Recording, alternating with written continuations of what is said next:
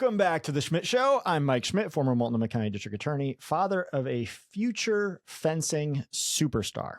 I mean, he's only on the third day of summer camp, but I really think that this is going to be the one that sticks. Oh, and part-time podcast host. Today, we're going to revisit the topic that kicked off season 3 a month earlier than we expected: prosperity, which is a nice framing for what much of the conversation is actually about, which is taxes.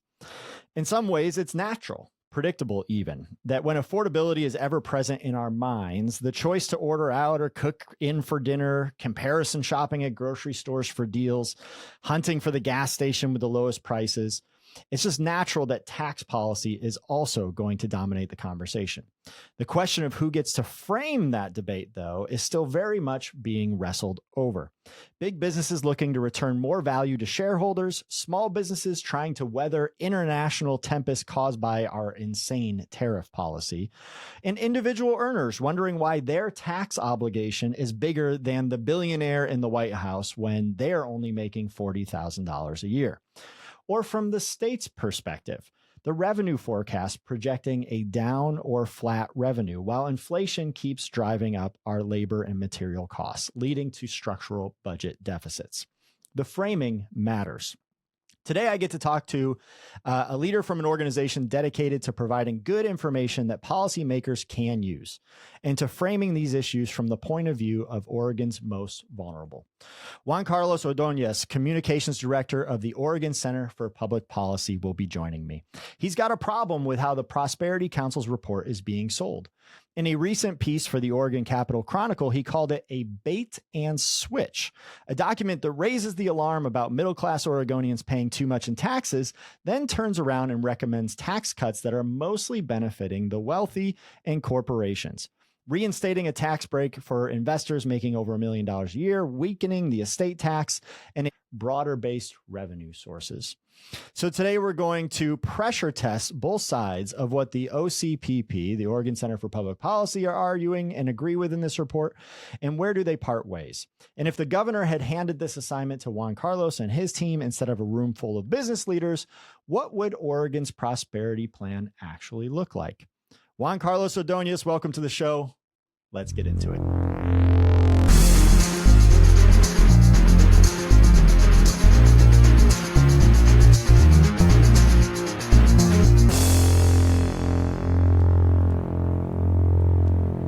Juan Carlos Ordoñez, thank you so much for being on the pod. Welcome. Oh, thanks for having me on the show. It's great. Yeah, absolutely. Well, I'm really excited to talk to you. As you know, we kicked off our season this year, season 3, with one of the co-chairs of the Oregon Prosperity Council. And they put out a report and have recommendations for how the state of Oregon is going to reach prosperity. You work for the Oregon Center for Public Policy. You also have looked at the prosperity report. And so I'm so excited to talk to you today and learn more about the Oregon Center for Public Policy, but also your take on the report. So why don't we start with who are you and tell us about the center? Yeah, the Oregon Center for Public Policy is a nonpartisan research organization. We analyze, research, tax, budget, and economic policy with the goal of advancing economic opportunity for all Oregonians, especially low and moderate income Oregonians who are struggling the most in this economy. And the areas where we focus the most on is tax policy, because the tax system plays an absolutely central role in determining whether we have an economy where everybody can benefit or only the few at the top. We also look at policies that try to advance policies that increase worker power so that workers are able to come together and bargain collectively for higher wages and better benefits. Because again, that plays a huge role in determining whether the economy is working for all of us. And lastly, we focus on policies that increase economic security. And especially in recent years, we've been focusing on the idea of establishing an income floor here in Oregon, what's called a guaranteed income. Those are the areas where we tend to focus on the most. But ultimately, our goal is to make sure that all Oregonians have a real opportunity to thrive and that the economy is working for all of us. So you mentioned being nonpartisan. How long has the center been around? Oh, great question. We are celebrating our 25th anniversary. 25, all yes. And so it's a I'd great have brought birthday cake if I was. Yeah. So it's a great, and so we've been in some of the very important policy battles at the state level in terms of things like wages, tax policy, all these years. And, we're really proud of the work that we've accomplished. So when you all are advising policymakers, is that kind of one of the main functions, is to advise policymakers? We definitely focus as to what's happening in the legislature. So we will say, for example, publish a report on a particular issue that might be moving or that would be good for lawmakers to know about. And certainly we share with all lawmakers, policymakers, but the public as well. I mean, all of the research that we publish is available on our website because we believe that it's of interest to all Oregonians to know what's happening in Salem and the issues that affect their lives. Yeah. And so you advise governors, you advise legislators, just kind of across the board, even in city and county and local folks? We mostly stick to state level issues. Yeah, we're often approach folks wanting to discuss some tax issue that might affect their city or their county, and we wish we could help, but there's only so much that the capacity will stretch. So we tend to just stick to state level policy and federal policy as well. Yeah, one of the things that I recently saw, and maybe I'd step back for a second. One of the challenging things in today's media and news and information environment is getting clean information that is, trustworthy, that you can rely on, because there's just so much different information out there these days and different agendas that people have and other things. But anyway, I saw this, or I read or heard this statistic, I don't recall, that the inequality in Oregon is actually some of the lowest inequality in terms of income inequality in the country. Is that accurate? There was a recent piece published by the Oregonian showing this. We have not looked at the state to state comparison on inequality.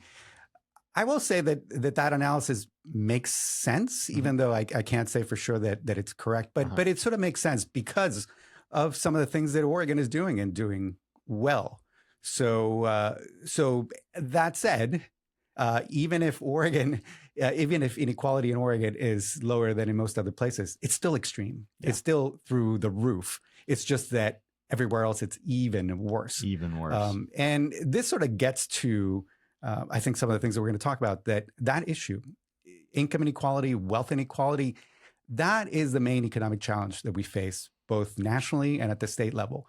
And unless we deal with that issue, there will be there's no way of establishing economic security for people. There's no way that the vast majority of people in our state and our country can really thrive. And so that really has to be the focus. When you talk about prosperity, that has to be the focus of policymakers. Yeah. And when I read that, I was like, well, that's good. And then like you, I was like, maybe that does make sense. I know that Oregon, I've been here for 20 years now, and I've worked in a whole number of jobs and fields and everything else. And we are a very labor friendly state in terms of unions and workers' rights and compensation and things like that. So I was like, oh, maybe that is playing a big role in this less inequality than other states are experiencing. Yeah, that's right. And that would be one of the things when I say that it sort of makes sense without digging into the exact analysis that was done. But yes, the fact that we have a higher share of workers who are unionized. Unions increase wages for people who are unionized, but not just that, for the broader community as well. So it has like a spillover effect. That certainly has been well established by the research. That would be one factor, that we have a stronger minimum wage than most other places. That it's clear that even though low-income workers here in Oregon are struggling, and there's no question that they make higher wages here than they do in most other places. And that's a very good thing. That speaks highly of our state in terms of the values that we want to advance, in terms of making life better for people.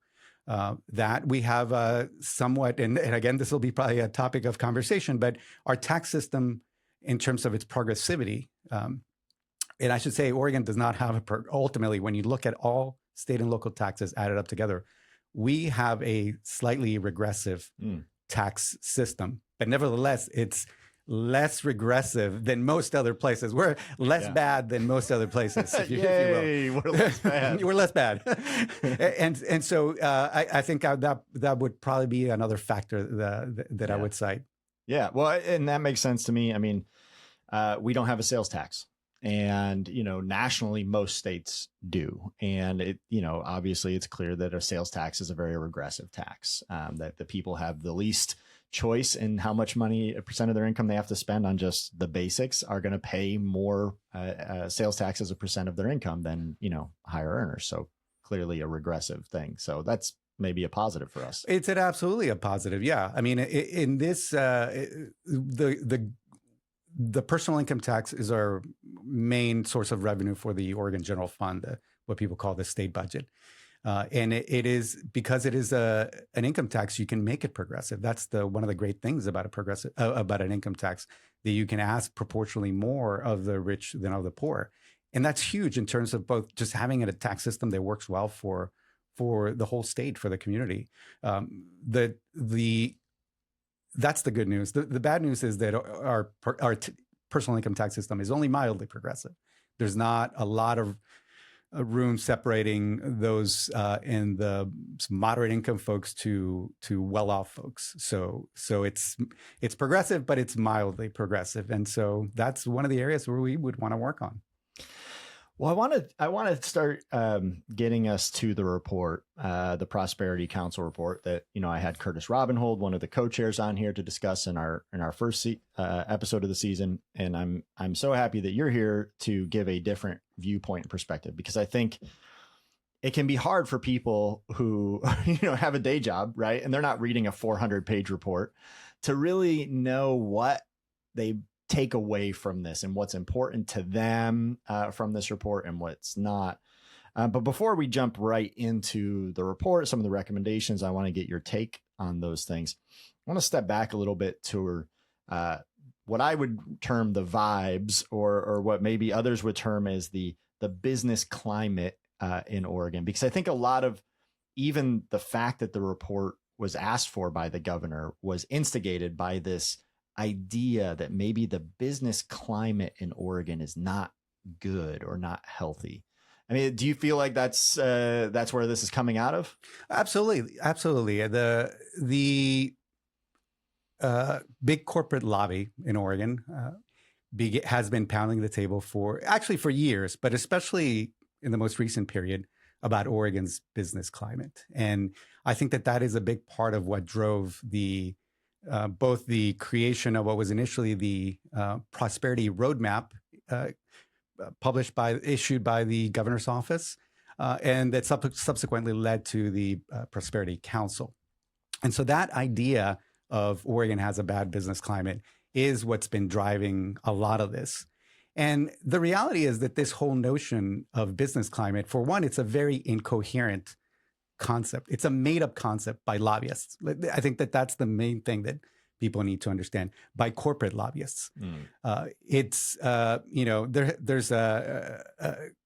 My colleague pointed out that he was reading the book Nixonland, and that the writer points out that this notion of business climate came out in the 1950s. It was conjured up by GE to basically describe states with low taxes and no unions. I mean, and so that's their concept of what a good business climate is. Business climate, yeah. And then in the later on in the 1970s, you started to get these indices, rankings of business climates. Again, rankings made up by business lobbies or by think tanks funded by corporations, purporting to establish which states have a business climate. And it's an incoherent idea to think that there is such a thing as a business climate, because in every state, businesses are affected differently by taxes. Some here, and we see it quite well here in Oregon. So my wife has her own business. She's a sole proprietor. She's a mental health therapist. And how the tax system affects her is very different how the tax system affects Nike and Intel. Right. It's just completely different. So where is the business? It's the business climate. For who? Yeah, for who? Where it's just like a very incoherent idea. And but even that aside, it's just kind of, you see that there's not much substance behind it, because then there's multiple rankings that purport to establish the business climate of states, and in some Oregon does better than in others, and in some it does very poorly, and some it does better. So there's no agreement as to what the business climate is, even if there were such a thing. And ultimately, those rankings reflect the biases of the people who write it. So if you put into the assume that in fact in the way that you determine the rankings, you score states that have higher taxes on rich people and on corporations, that's a bad thing, then you're going to do poorly on these rankings, regardless of how well the people in the state are doing. And so the main business climate ranking that initially this prosperity roadmap pointed to, and that Oregon Business and Industries has been citing over and over again, is a ranking by CNBC, a business, the business network. Sure, yeah. And that somehow they're the authority. So this one showed Oregon doing not so well, and so in which states? But when you would look at the states in their top 10, and this is what the initial roadmap said, we should aim for being at the top 10 of the CNBC business rankings, right? I mean, that's kind of weird, but if you look at it's totally arbitrary. But if you sort of look at the states that are there, like the top state was North Carolina. And the reason why they appear there is because for the past decade, they've been slashing taxes on the rich and on corporations. Yeah. And so, according to their model, they're going to come out on top. But when you look at the things that matter to people in terms of personal income growth, in terms of wages for low income people, in terms of having a strong minimum wage, in terms of health insurance coverage, in terms of life expectancy. I mean, life expectancy is probably one of the best indicators of how well your population is doing. Yeah. And Oregon did better than all but maybe one of those states in all of the things that ultimately truly matter to people. Yeah. So it's an incoherent thought, and even if you accept, take seriously the rankings, you show that it's just a mess. It just doesn't make sense. Well, what you're saying makes me think, and of course, all kinds of different outlets and different places have different rankings, like you say, and it depends. I've seen Oregon and I've seen Portland rank very highly on some lists of places to live, for quality of life, things like that. And I've seen us rank very low. It depends on who the outlet is and what, I guess, axe they have to grind.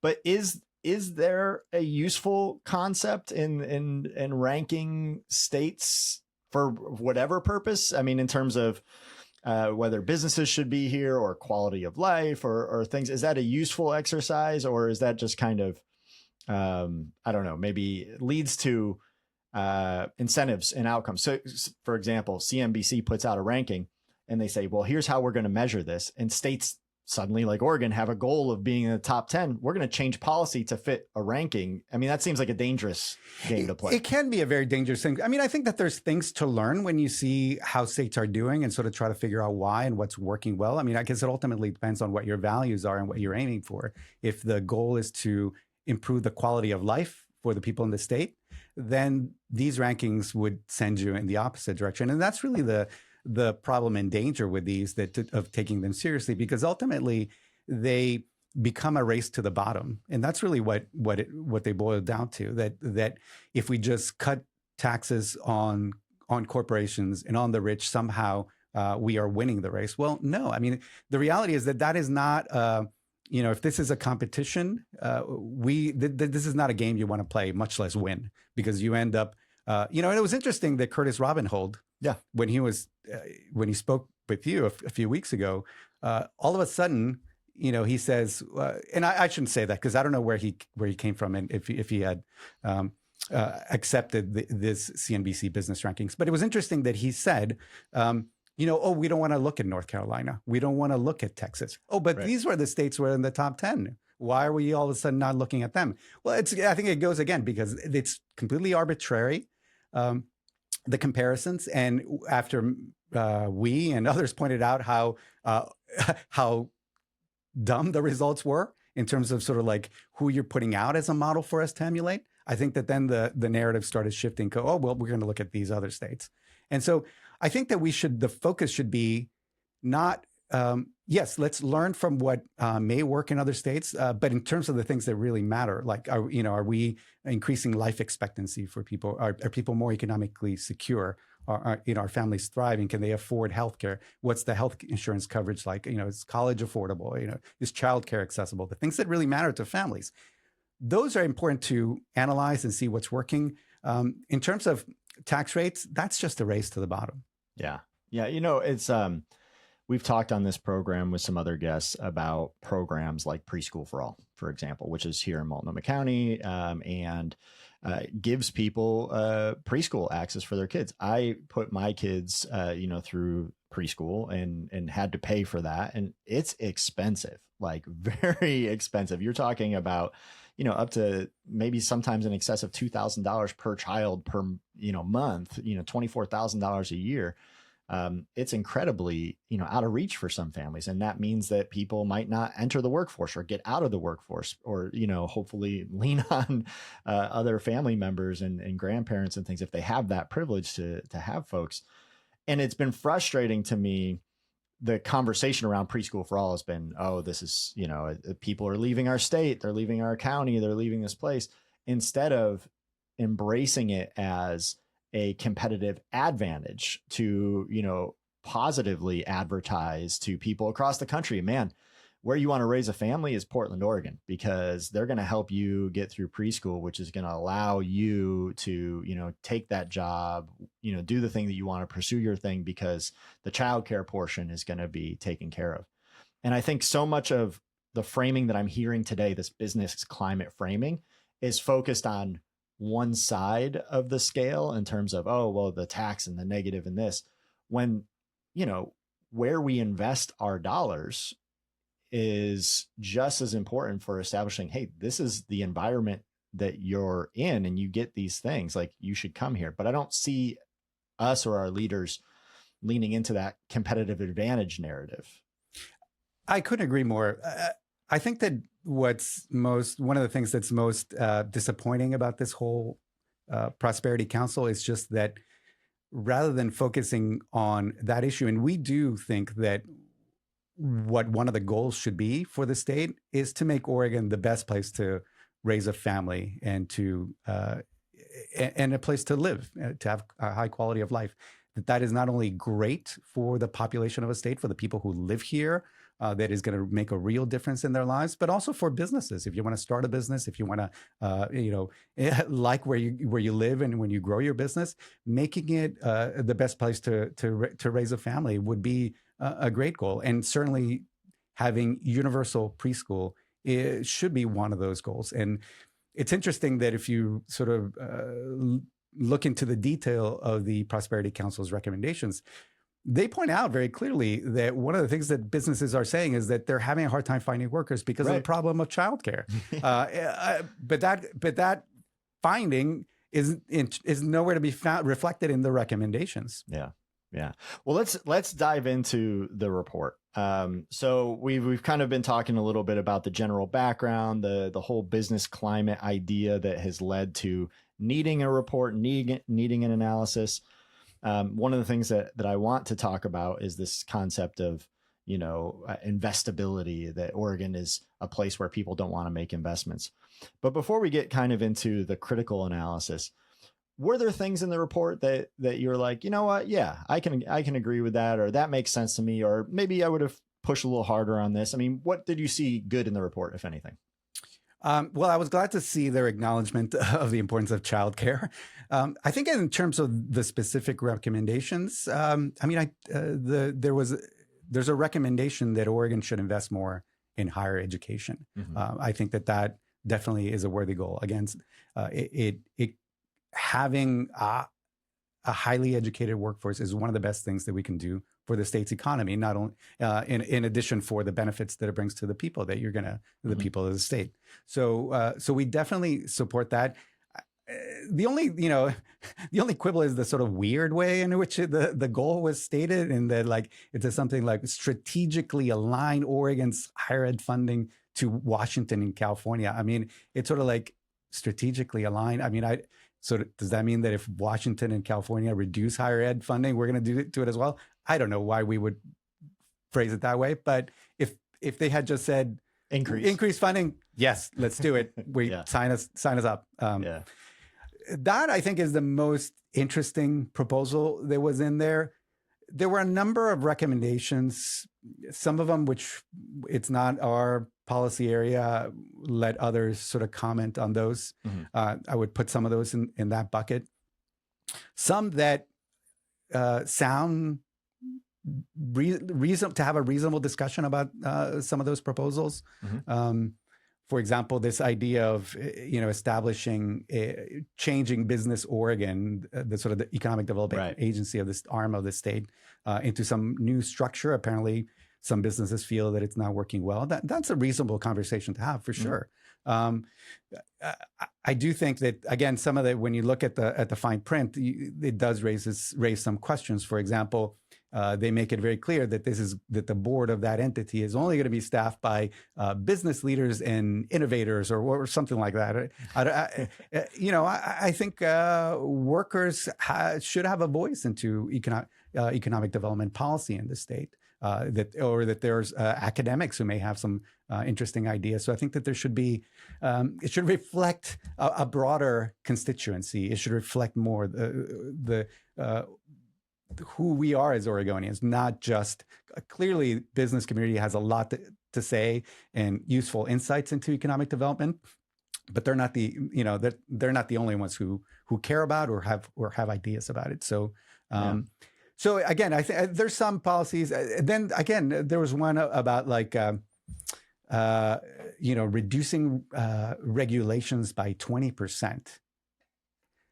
If there are, ideas, if there are some regulations, and by the way, regulations are protections. They protect the environment. They protect our drinking water. They protect, that's what they are. They protect the community and people. And so there's a reason why we have regulations. It's true, some of these regulations that are on the books, they may have outlived their usefulness. Maybe they were now well crafted and there's problems with them. That should be up for discussion. We should regularly be looking at our laws to see if they're working well or not.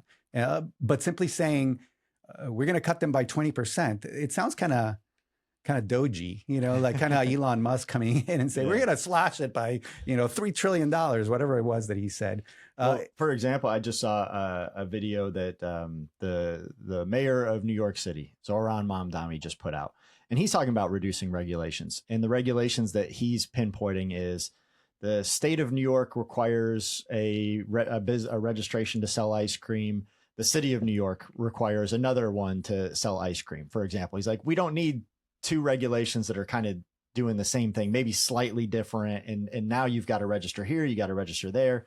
Maybe their, freezer calculation is 1 degree less or more. He's like, no, we don't need to do that. So, I mean, clearly there's a good case for re-examining and seeing, all right, this is taken care of by another thing here. And so maybe we don't need it anymore. But what I hear you saying is like, yeah, let's do that. If there are things that aren't working or outdated or maybe overlap needlessly, great.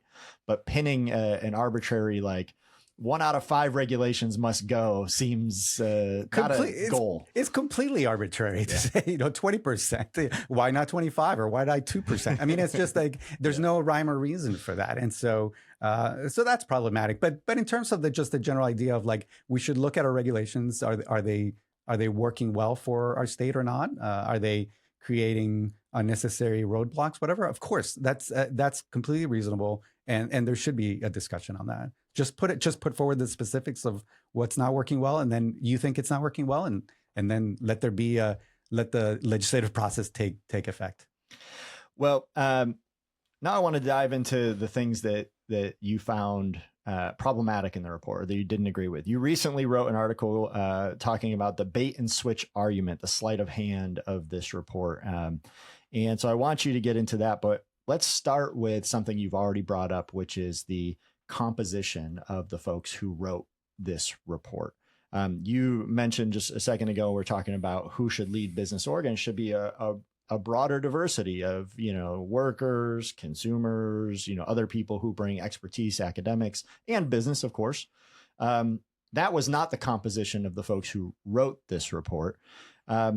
What's your reaction to the composition? And then let's get into some of the critique you have of the actual findings. Yeah, the Prosperity Council was by and large made up of corporate representatives, business interests, and only 2 members of labor were included. And so clearly the deck was stacked. I mean, to a particular point of view and narrative. And again, I think we already talked a little bit about the narrative that had been building up to this moment.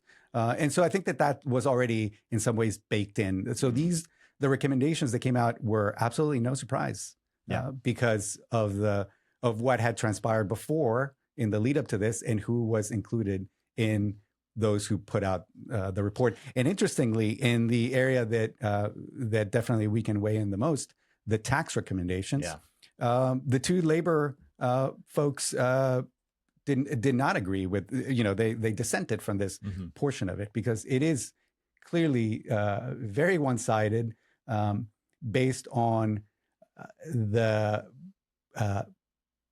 putting forward the wishes of the big corporate lobby. It's the same things that they have been saying over and over again over the years, and they've been sort of louder about it in the most recent period. That's interesting. I mean, so what I hear you saying is they already knew the result that they wanted to arrive at, and then they put together a council, talked to people across the state, held hearings, and ended up at the result that they originally wanted to arrive at. Do you feel like this was just a kind of window dressing to make it seem as if this was an investigatory process, but in fact, they already knew what the answer was going to be before they even got started? Or do you feel like, is that kind of what you're saying? Well, I have no inside knowledge as to, what exactly, happened or what was in the minds of the people who put to the report. But it's certainly, it would not surprise me if that were in fact the case. Let's just put it that way. Yeah. And it's interesting that after the report came out, Oregon Business and Industries, which is the big corporate lobby, and it's the lobby for the biggest corporations that do business here in Oregon, came out with a statement saying, we fully, we agree with the recommendations, and they're saying the same things we've been saying for a long time. And that's absolutely right. So thank you for acknowledging that point. All right, well, let's get into some of the specifics. One of the things that Curtis brought up and then it's highlighted in the report is an individual here in Oregon making, I think he said $40,000 a year as income, is taxed at a higher rate than they are in other comparable states like Washington or California. And they kind of hold that up as an example of our tax structure being out of whack. What do you think about that example? And do you arrive at the same conclusion? So there's, in terms of that specific point, there's 2 things to say. The first is that the analysis that we have seen, that the way they arrive at that conclusion that a middle class household here in Oregon pays a higher overall tax rate than a middle income household in Washington or California, it's not clear how exactly they arrive at that analysis. The analysis that we've seen by a very credible shop that has been doing that kind of analysis for a long time, the Institute on Taxation and Economic Policy out of Washington, D.C., they take a look at the tax structures of all the states, and they look at all the taxes that people pay in those states. So we talked about the personal income tax, which is the main driver of revenue for the state budget.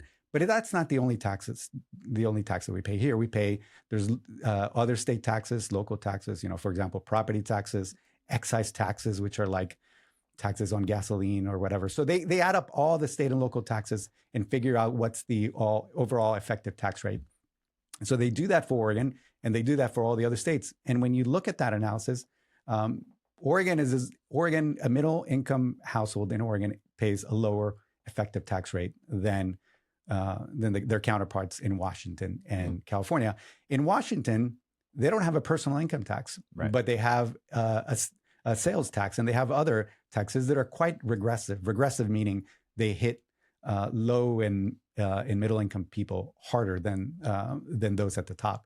And so Washington has a very regressive tax structure. We spoke earlier how Oregon has a less bad tax structure in terms of its regressivity. Well, Washington has one of the worst, probably by this analysis, the second most regressive tax structure. So if you're a low income person, you're much worse off in Washington state than you are here. And if you're middle income, you're also worse off by a little bit next door. So there's the question of like, it's not true what they're saying. Okay. But putting aside the accuracy of that claim, the problem with them raising this point is that it's the bait and switch. Exactly. It's that they talk about it, and this is not the only piece of the bait and switch. They also cite other figures about 2 out of 5 Oregon households don't make enough to make ends meet. Mm-hmm. This is based on an analysis put out by the United Way called the ALICE Index. Excellent analysis. We refer to it often. So I was, when I started reading the report, I thought, oh, wow, that's great that they're citing this. That they're going to take this on. Yeah, but yeah, right. What are you proposing to deal with this issue? Yeah. The answer is nothing, because they sort of cite these, there's a lot of language that seems to suggest concern for the economic challenges that families are facing here. And, supposedly the taxes that middle income households pay. But then when you look at the specific recommendations that have nothing to, they offer nothing to middle income families. So when you look at the specifics, they have in the near term, Mm-hmm. for the next legislative session, they have 4 recommendations. One of them is reinstating a tax break for venture capitalists that the legislature got rid of in the most recent legislative session. It's called the QSBS. And 94% of the tax benefits of this tax break go to people making over $1 million a year. So we're talking about a tax break for super rich, wealthy investors. That's who benefits from it. They want to put it back, not a tax cut for the middle class. There's I'll just, because I think I want to go a little bit point for point here on that one. When I asked Curtis about that, he said, well, that is people who are taking a risk on a business. So they are putting their labor in an exchange. Instead of getting a salary, they're getting these shares that could eventually, if the business succeeds, pay them off in the future.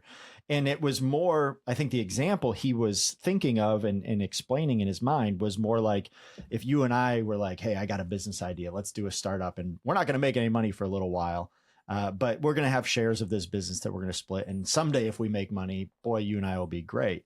Like, is that just a bad example for changing this policy? Because what I hear you saying is 94% is actually not going to you and me sitting across the table thinking of a new business. It's going to venture capitalists who are picking investments and are able to, invest capital in order and take shares for prospective wins. No, so the founders under this QSBS tax break, the founders would get a benefit as well. They would get the tax break as well as the venture capitalists that give you money. Mm-hmm. So I think that there is a certain, I don't know what I would call it, not arrogance, but a certainly kind of disconnect into thinking that only that they're the only ones who take risks. Mm-hmm. Like, all of us take risks in our lives into what profession we decide to work on. And, to say that somehow these folks need a special tax break to do what they want to do,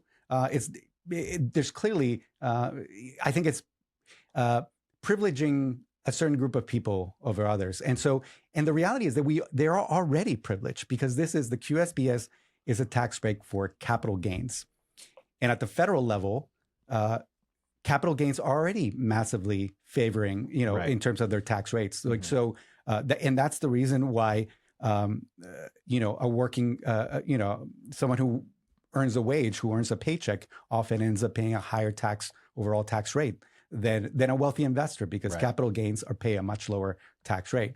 And so this is just piling on. It's yet another capital gains tax break, right? So, and is this an example of a race to the bottom? Because I think what I heard Curtis saying is we need to be competitive with other states, and the fact that we disengaged from that federal tax cut that QSBS was putting on us, but our other competitive states have it. That means that people won't do those startups here in Oregon. But they do. I mean, there's startups all over the place. I mean, Joe Courtwright Joe Courtwright is an economist. He runs the website City Observatory. He has a lot of information on how Oregon has been creating manufacturing businesses here, a higher clip. He's got other information in terms of business startups. Oregon attracts startups. That's not a problem. It's this idea that somehow tax rates drive where businesses locate, and there's a ton of research showing that it just doesn't.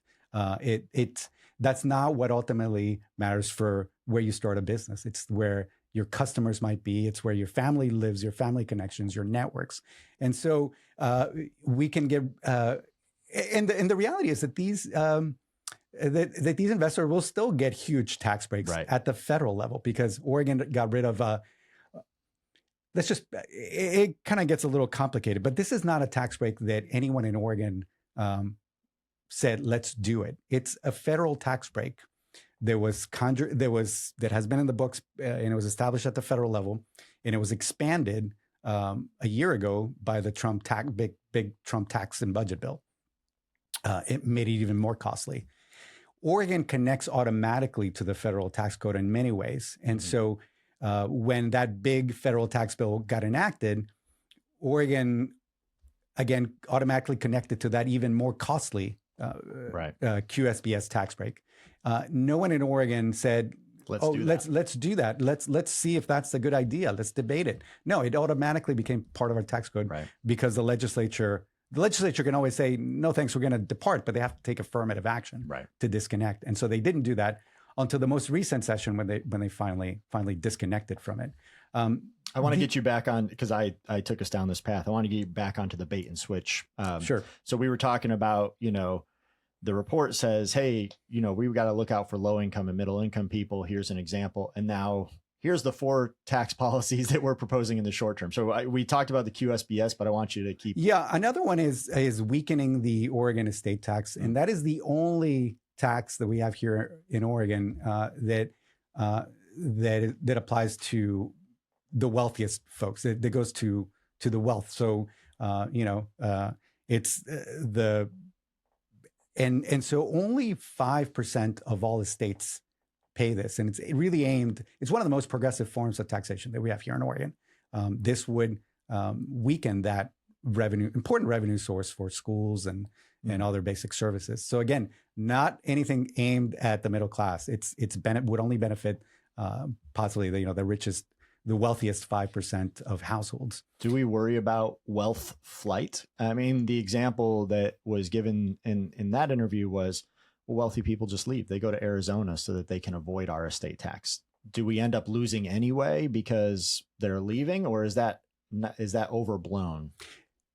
If they were going to leave, they were already left. But the reality is that there's a lot of research in terms of the migration of rich people, and rich people rarely move. Rich people move less than lower income people.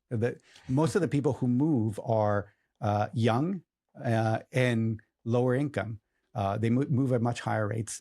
And the research shows that, yes, some rich people move, not very often. And often it's not because of taxes. It's rarely because of taxes that if they move. And the reason is because they have built their business and their wealth in a particular place. So it's hard to move. And so their families are located here. They're very rooted in place. So it's not, some people are going to leave, but overall our state is better off by having a revenue source that aims at the wealthiest folks, those who can most afford it, to fund better schools, to fund better healthcare, to fund all the essential services that provide quality of life.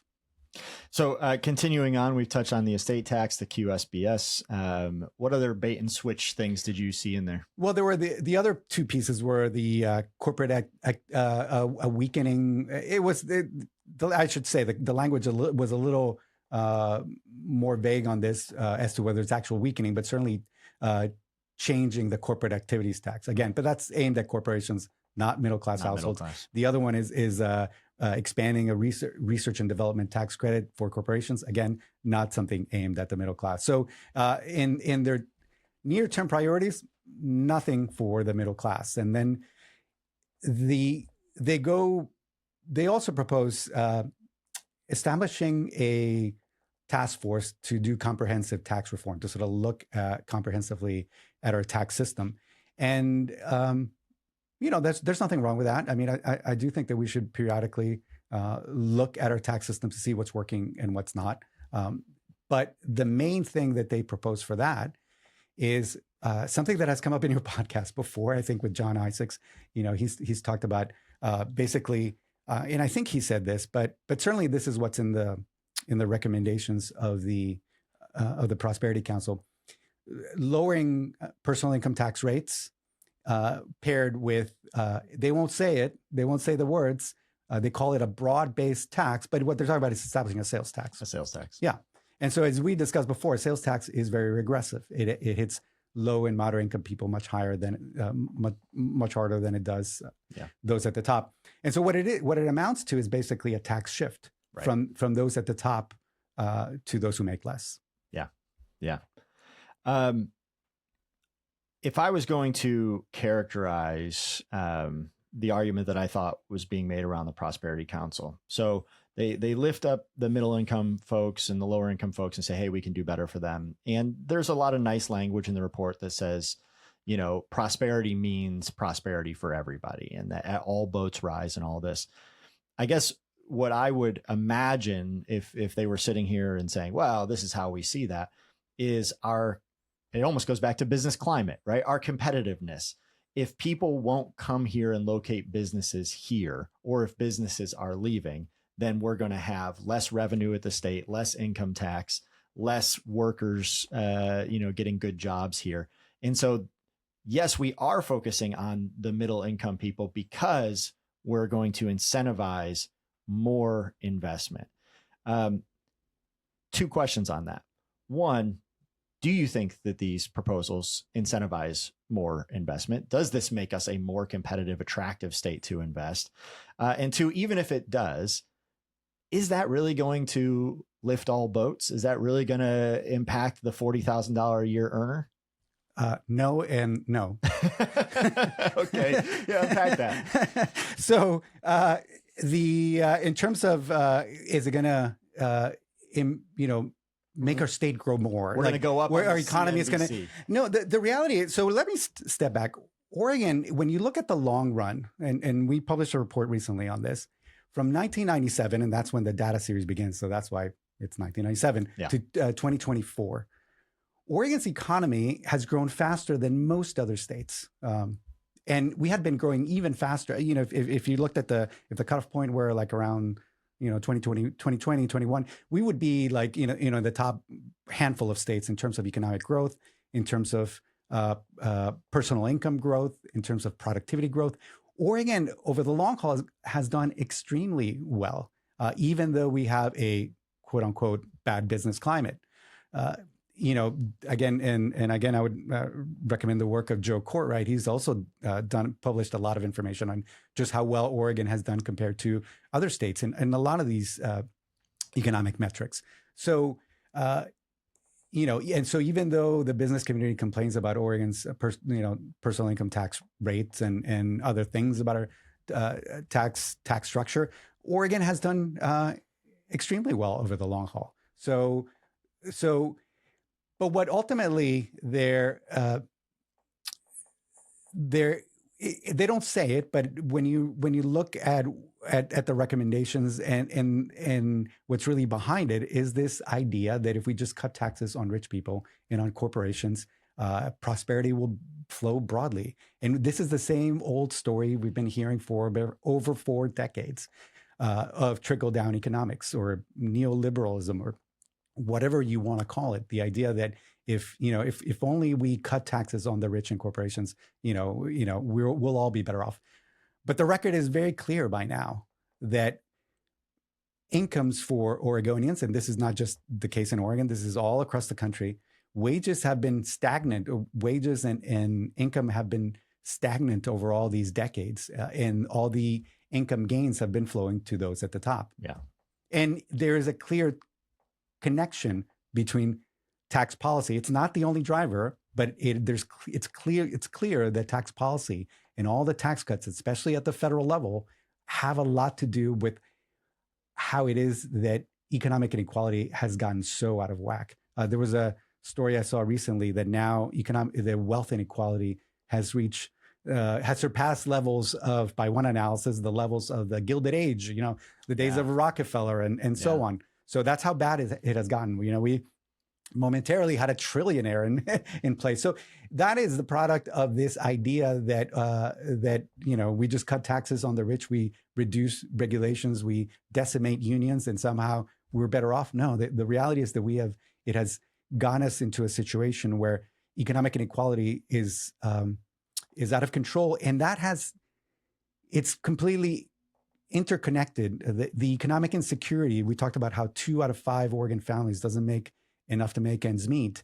That is directly connected to the fact that so much of the productivity gains of the wealth created by people are flowing to just a few, as opposed to being shared broadly.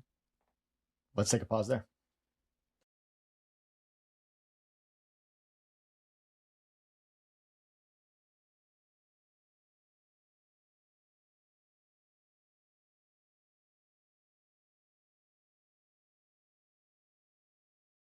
So we've been talking about a lot of the recommendations and, the idea that our business climate is, whether that's a good measure or not. But I'll say probably why I think some of this is resonating with people and maybe even Portlanders specifically is because, we can see with our own eyes that Portland has experienced some challenges over the past couple of years. I mean, you look at just the real estate market, for example, and we're all seeing giant buildings like Big Pink sell for pennies on the dollar, which of course I don't own any of those big buildings, so it doesn't impact me directly, but it does seem like an indicator, a very visible indicator that things are not going as well in Portland. And then we have some of our bigger industries that have faced some headwinds, Nike, Intel, chip manufacturing. So, I mean, there's clearly something that is resonating with people in here.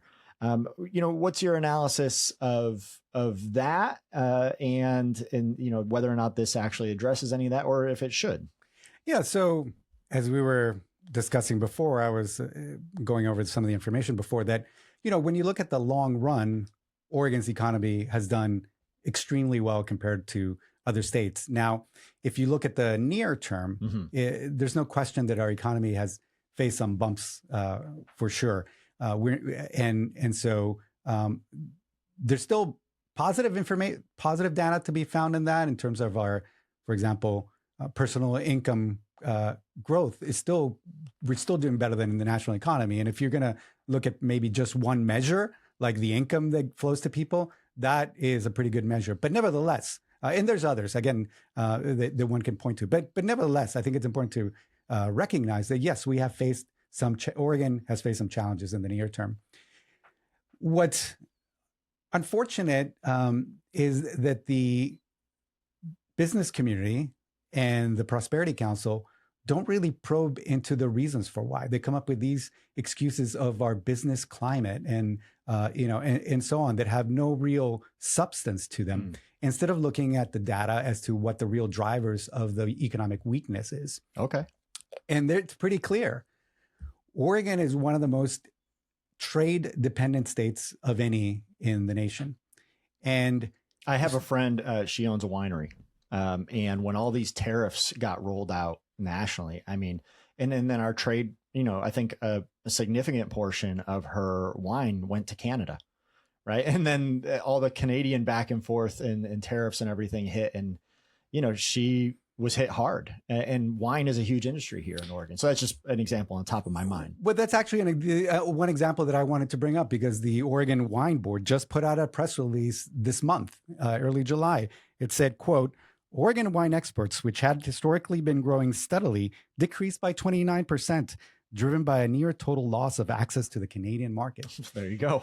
So yes, your friend is absolutely right, and the Oregon Wine Board fully recognizes this. And obviously, it's not just wine. Right. Oregon is one of the most trade-dependent states in the country, and it's important to understand. Obviously, tariffs and all this has been all over the news, over the past year since the second Trump administration. But these began before COVID, during the first Trump administration. Mm-hmm. And so the state tariffs began back then.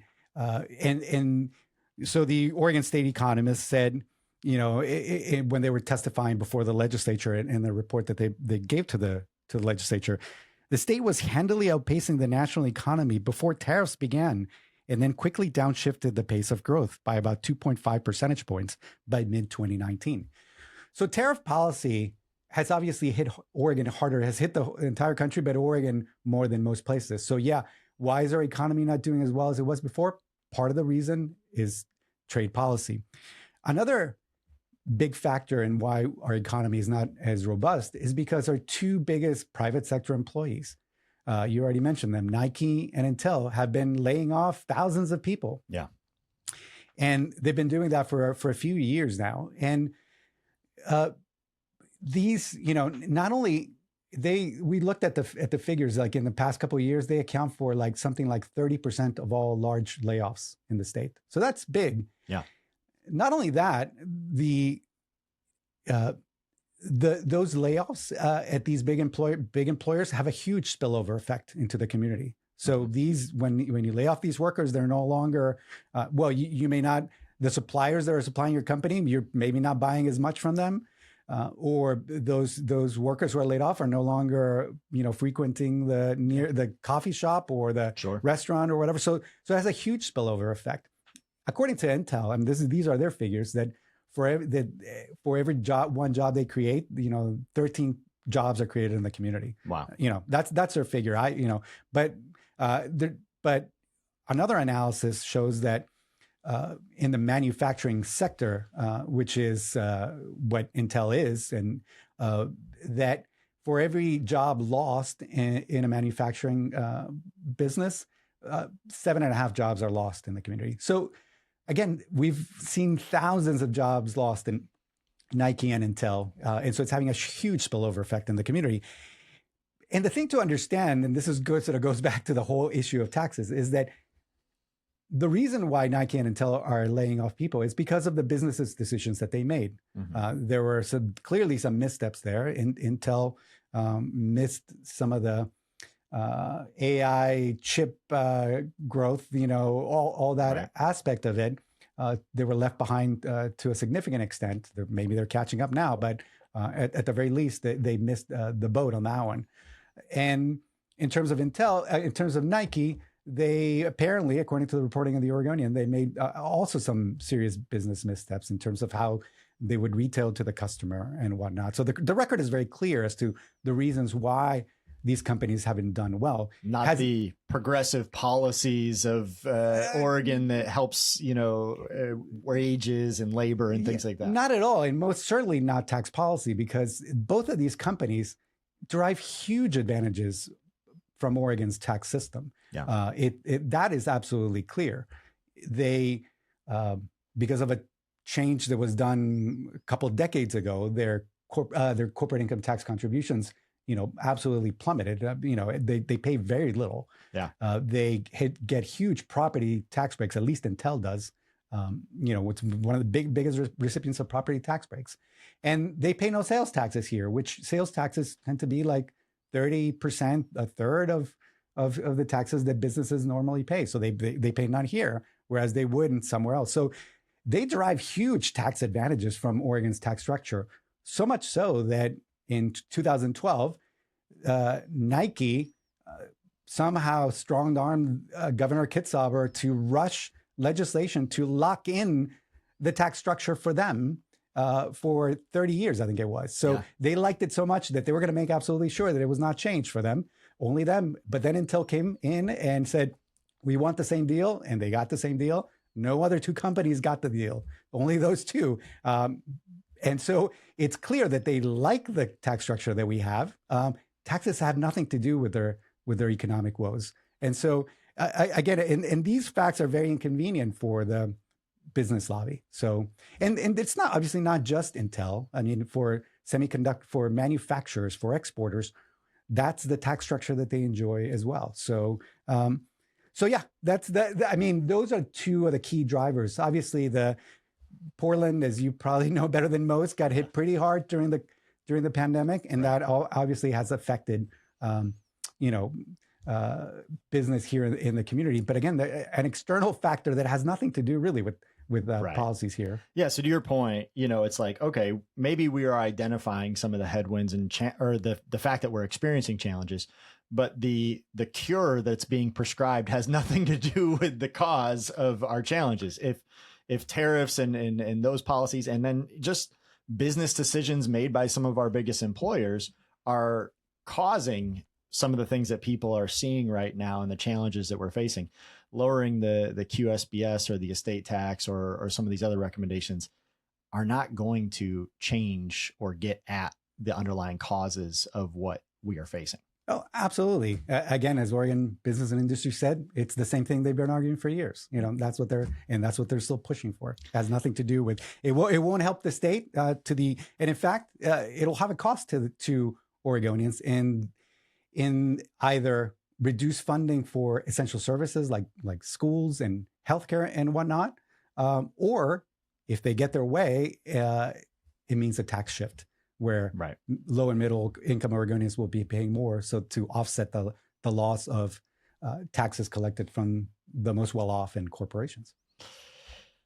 Let's rewind the clock. We're going to go back in time.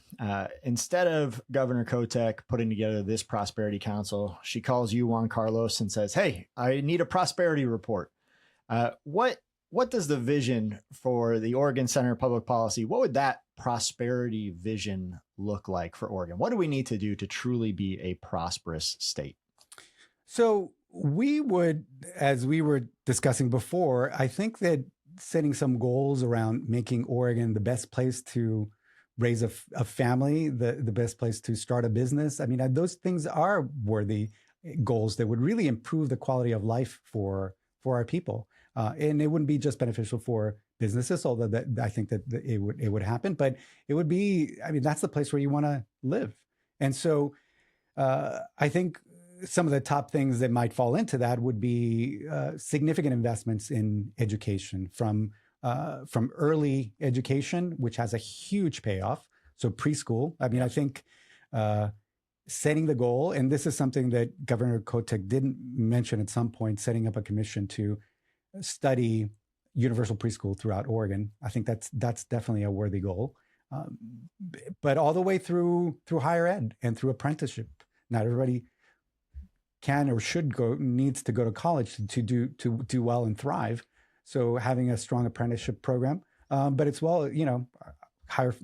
better funding for higher ed for sure. So that whole continuum of education, there's research showing that the states with the strongest economies in terms of economic growth tend to be those with the most highly educated population.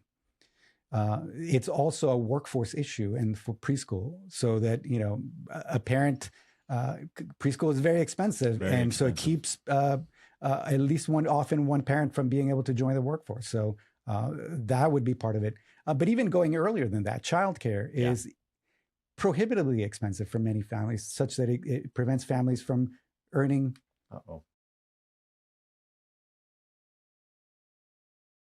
So as you're talking, Juan Carlos, some of the things in my mind that I'm thinking about is this report, this Prosperity Council, focuses on kind of the top driving wealth for the bottom.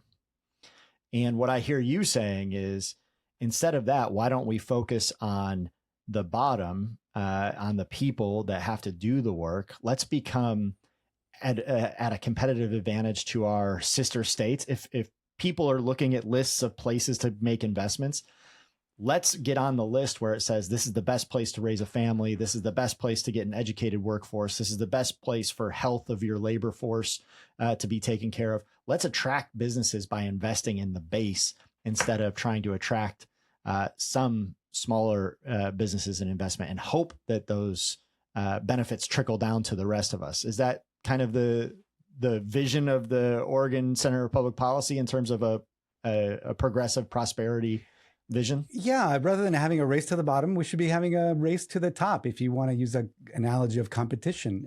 Not that we necessarily should, but yes, in investing in our people and infrastructure is the way we need to go. That is what creates broadly shared prosperity, and it's good for business. When we know that, for example, when during the middle of the 20th century, when tax rates were higher, much higher than they are now at the federal level. Right. For example, we had a much more vibrant middle class. Granted, there were groups that were excluded from that prosperity, people of color, but for those who were included in the system, there was broadly shared prosperity, and there were several pillars that were key to that.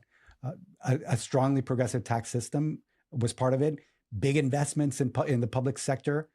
You could go to college, almost for free back then. Yeah. You also had very strong, high rates of unionization, of workers being able to bargain for higher wages, and that just made it lift up wages for unionized workers and for workers not unionized. So those and at that time the economy grew faster, and the reason is because right now we have there's a lot of talk about the so-called K-shaped economy where only a narrow few are right. consuming, and so it makes it harder for some, if you just don't have the customer base for businesses. So having a much more economically secure, broad middle class, that's really what we should be aiming for, and a highly educated workforce. So if we were to look at sort of the big broad areas of how we can get there, it is through a more progressive tax system that raises the net revenue that we need to invest in these, having a really strong education system and having really good infrastructure.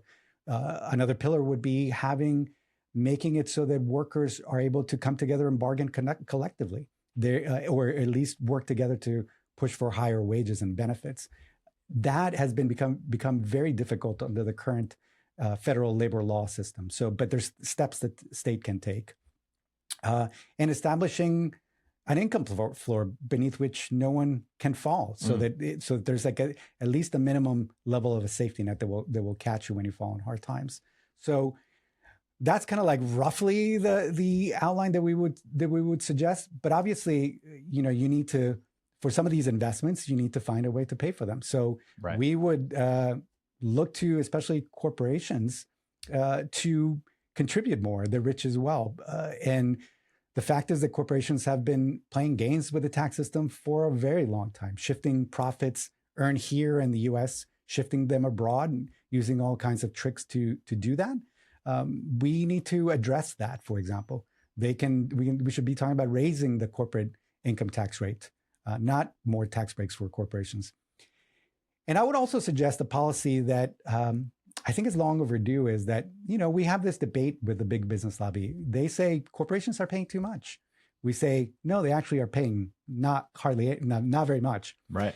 Let's settle the debate. Let's settle it once and for all. Require big corporations to make public their tax returns, how much they pay to the state of Oregon, how much revenue they have, and some key information as to the tax breaks that they use or not. And then we will see, maybe Oregon Business and Industry is correct. They're paying too much. Show us your tax returns.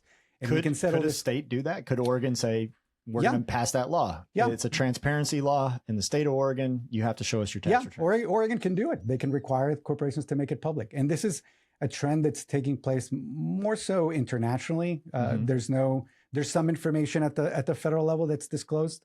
But at the state level, it's very opaque. Well, that's, part of, I think, some of the challenges is the opacity, the lack of information. I was talking to someone yesterday and they said, well, Portland has the PSEF, the climate fund that they do. And they got that funding out of, taxing 1% of, I think it's gross sales tax. I might have that wrong, but 1% of profits of these big corporations to be able to get that fund. And it wildly outperformed their expectations. And the person I was talking to was like, that's just evidence that we had no idea how much money that they were making. And now we are finally starting to know. So it does feel a little bit like, we've got a flashlight in a dark room and we're trying to figure out what things are as opposed to just turning the lights on. Absolutely. I mean, it's, the story for the past 4.5 decades has been one of like, not just income flowing to the top, but also surging corporate profits. Yeah. And so, but somehow, they need more tax breaks. And so that's why having more information would be for the benefit of the state and for the people of Oregon.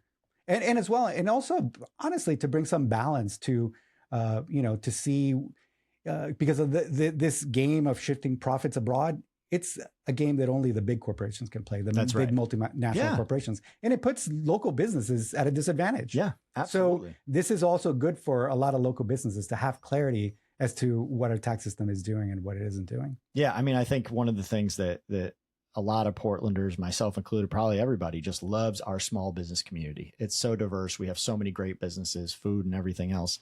And we want to support those. We want them to be successful, and where we can make things better and allow them to thrive.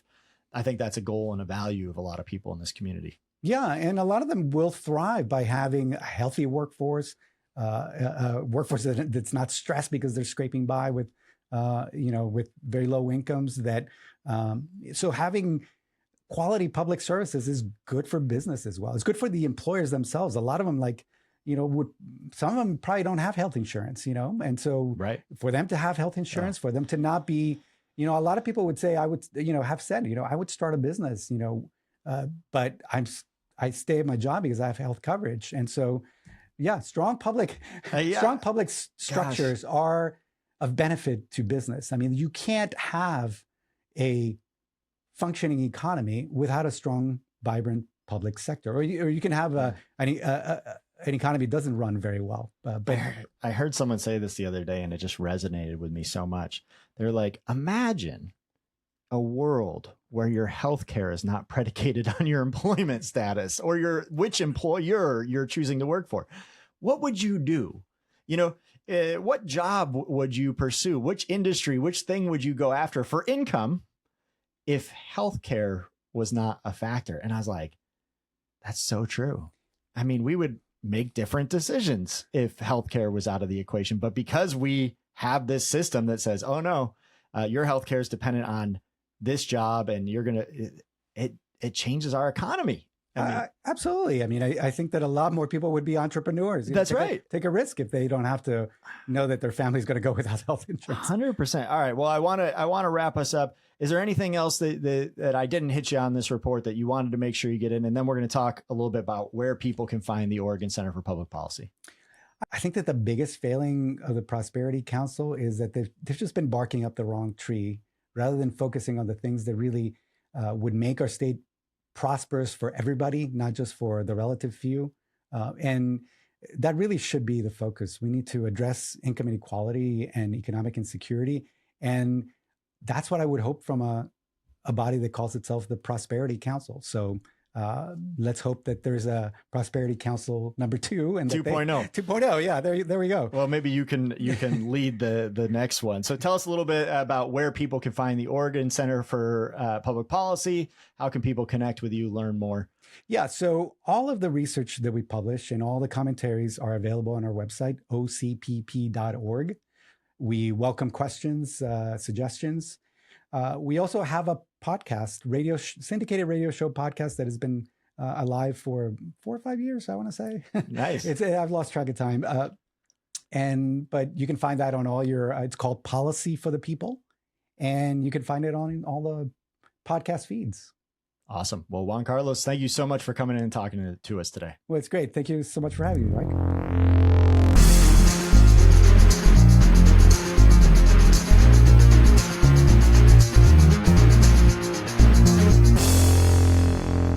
That was Juan Carlos Ordoñez from the Oregon Center for Public Policy. We've had two different guests on this Prosperity Council report and two very different readings of the same 400 pages. And honestly, that's the entire point of this show, to have a conversation about what Oregon's path forward should look like and what prosperity will mean for everybody. If you want to check the receipts for yourself, the City Observatory's Joe Cartwright has the detailed writing on this topic, and OCPP's published research on Oregon's actual economic performance and where the state's tax dollars go, and we will have links in the show notes.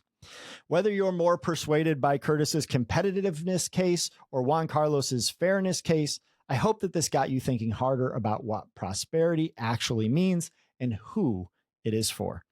As always, you can find us on Substack. That's where every single episode lives. You can dig deeper and actually talk back to us. Leave a comment. Tell me who you think was right. Tell me what we're missing and anybody else we need to interview. If you have other ideas for the show, we always welcome your feedback.